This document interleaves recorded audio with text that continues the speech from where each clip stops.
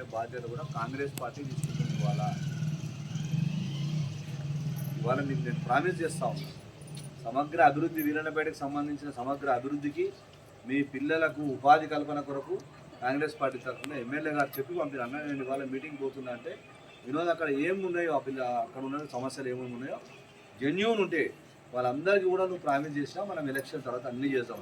ఇప్పుడు మీకు చెప్తున్నా, నిజమైనటువంటి అర్హులకు అందరికీ పెన్షన్లు వస్తాయి, నిజమైనటువంటి అర్హులకు అందరికీ రేషన్ కార్డు వస్తుంది, నిజమైనటువంటి అర్హులకు అందరికీ ఇళ్ళ పట్టాలు వస్తాయి.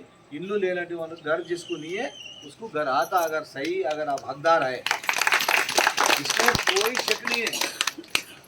हम ये इलेक्शन है इसलिए हम बात कर रहे नहीं, लेकिन 10 साल नहीं हुआ, 10 సంవత్సరాలు ఇవ్వడం చేయలే, అంత మోసము బ్లాక్మెయిల్ ఇదే చేసి. కానీ ఇప్పుడు అట్లా కాదు, ప్రభుత్వం మనది, ప్రజల ప్రభుత్వం. మేము సేవకులు అమ్ముతున్నారు ఎమ్మెల్యేలు ముఖ్యమంత్రి గారు కదా, మేము పాలకులం కాదు.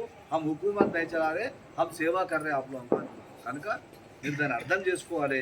తర్వాత రైల్వే గేట్కి సంబంధించి కూడా మరి సుదర్శన్ 2 విషయాలు చెప్పిండు, టెంపుల్ చెప్పిండు, కమ్యూనిటీ హాల్ చెప్పిండు, పెన్షన్స్, డబల్ బెడ్రూమ్లు, అన్ని సమస్యలకు పరిష్కారం చూపించే ఏకైక మార్గం మనకు ఓన్లీ కాంగ్రెస్ పార్టీ.